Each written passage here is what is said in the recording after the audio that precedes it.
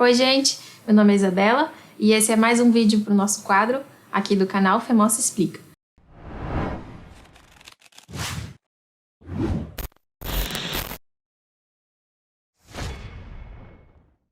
E nesse vídeo então eu queria falar um pouco com vocês sobre preguiça. É um assunto que atinge muitos de nós e muitas vezes a gente não dá tanta atenção para isso, ou a gente acha que é algo muito normal, que todo mundo se sente preguiçoso algum dia e acaba tratando isso de uma forma um pouco negligente, mas a preguiça tem nos atrapalhado e tem atrapalhado a vida cristã de muitos jovens, então por isso é importante a gente conversar um pouco sobre isso. Quero começar fazendo uma comparação bem legal.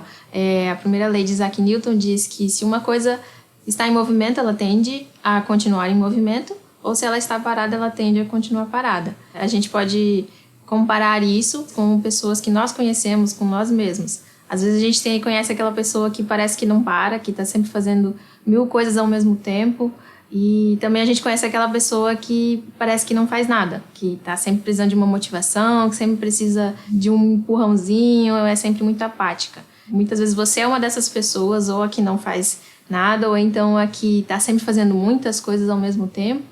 Mas uma coisa importante da gente tirar disso tudo é que a preguiça, ela pode ser um estilo de vida para muitas pessoas, mas ela é uma tentação para todos nós. Então, muitas vezes a gente lida com a preguiça e isso atrapalha o nosso dia a dia, atrapalha os nossos afazeres, as nossas responsabilidades, na nossa vida cristã também. Mesmo que a preguiça não seja um estilo de vida para você, ainda assim você pode ser tentado a ser preguiçoso ou então a deixar que a preguiça te vença algumas vezes durante a sua vida. E isso é o que todos nós passamos e vivemos. E é muito importante a gente entender o que a Bíblia diz sobre isso, né? Então, nós que somos cristãos, nós temos a Bíblia, né, que é o que nos referencia, que embasa o nosso dia a dia, os nossos princípios, os nossos valores. Algumas coisas importantes que a gente vê sobre uma pessoa preguiçosa, sobre uma pessoa que vive na preguiça, são: o preguiçoso, ele odeia o trabalho. A gente vê isso lá no capítulo 21, versículo 25. Ele adora dormir. Todo mundo gosta de dormir, mas aqui o adorar dormir é trocar o dormir e trocar ficar deitado ou coisas assim, ao invés de cumprir uma responsabilidade, de trabalhar, de estudar, de fazer coisas que são essenciais. E muitas vezes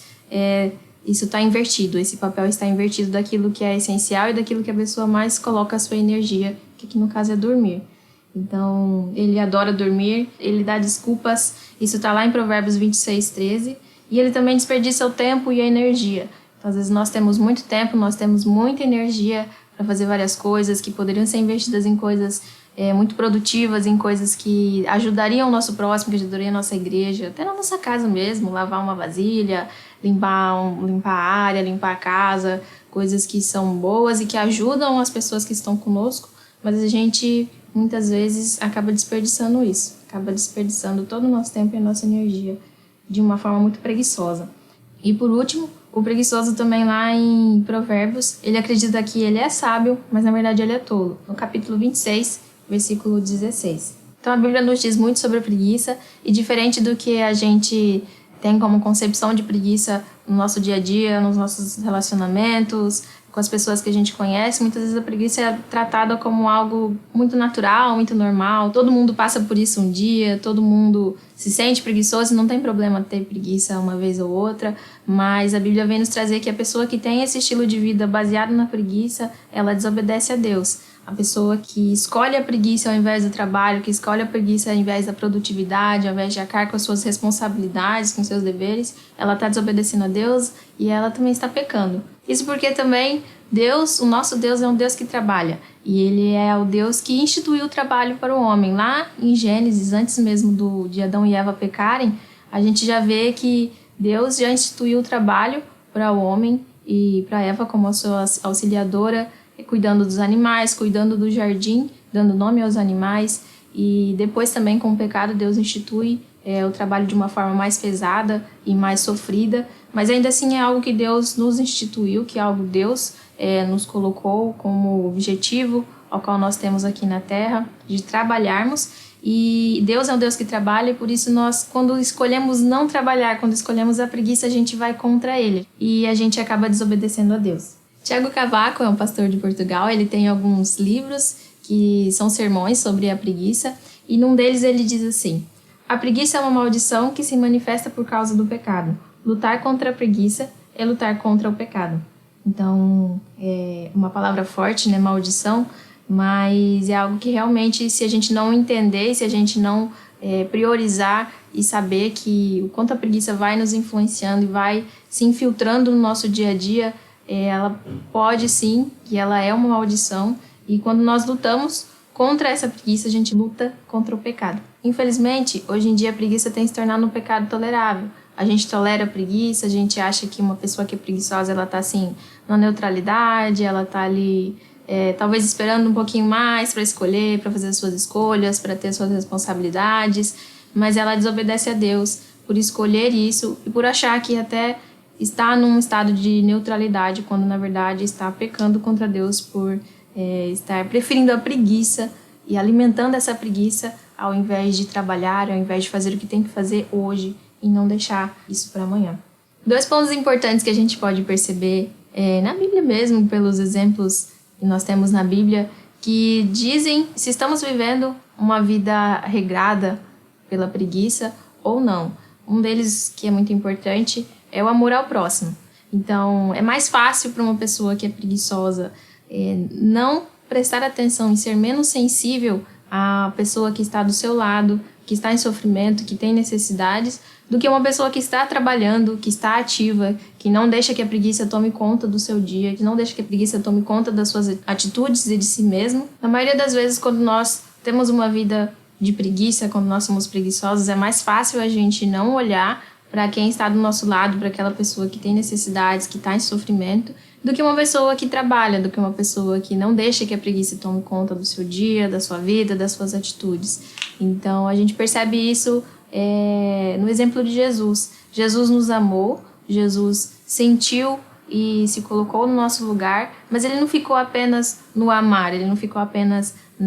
no teórico, mas ele veio e trabalhou, ele morreu na cruz. Então Jesus ele não ficou ali naquela coisa do sentir, naquilo de falar que sente, daquilo falar que ama, que amava o próximo, que amava a gente, mas ele veio e ele trabalhou e ele fez e ele morreu na cruz. E assim muitas vezes a gente faz, a gente às vezes fala que ama o nosso próximo, que ama as pessoas na nossa igreja, que percebem o sofrimento das pessoas ao nosso lado, mas a nossa preguiça acaba sendo muito maior, o nosso comodismo, muitas vezes o nosso egoísmo também, de olhar para nós mesmos, nos impede de fato amar essa pessoa com atitude, de trabalhar, de ver qual é a necessidade de fazer algo em prol dessa pessoa, não só com palavras, mas também com atitudes. Até nisso a preguiça nos influencia e até nisso a preguiça interfere na nossa vida espiritual, na nossa vida cristã. O segundo ponto que é muito importante, já finalizando também, é sobre as desculpas. Muitos de nós,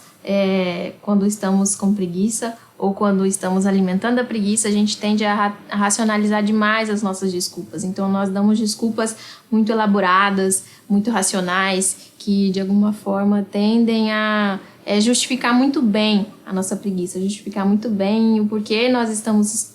escolhendo não fazer tal coisa, porque nós estamos escolhendo adiar tal responsabilidade, ou porque a gente não quer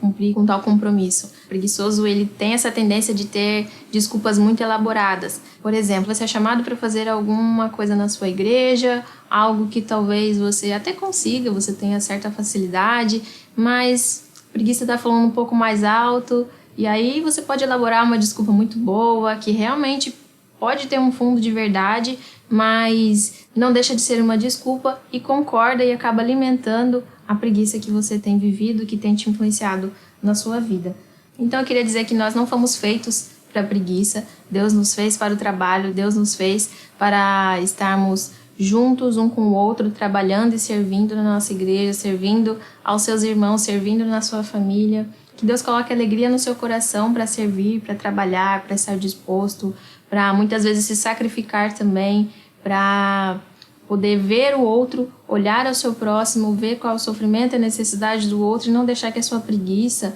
não deixar que o seu comodismo atrapalhe na sua vida cristã, servindo ao próximo, e que Deus também te ajude em relação às suas desculpas, que nós possamos estar mais atentos às nossas desculpas, a quando nós usamos desculpas muito elaboradas, que nós até acreditamos que é verdade, mas que na realidade só está concordando com a nossa preguiça e alimentando essa preguiça que a gente muitas vezes tem vivido e não tem percebido. A preguiça, ela impede o nosso crescimento com Deus, ela impede o nosso relacionamento com Deus, a nossa vida espiritual, ela impede a obra de Deus na nossa vida. Então, que isso não seja uma realidade para você, que nós possamos estar mais atentos às nossas falas, às nossas atitudes, que possamos estar mais atentos à pessoa que está do nosso lado, às coisas que tem para fazer na sua igreja, ao seu dia a dia, à sua rotina, e que Deus nos capacite e nos ajude a sermos menos preguiçosos e a trabalharmos mais para Ele.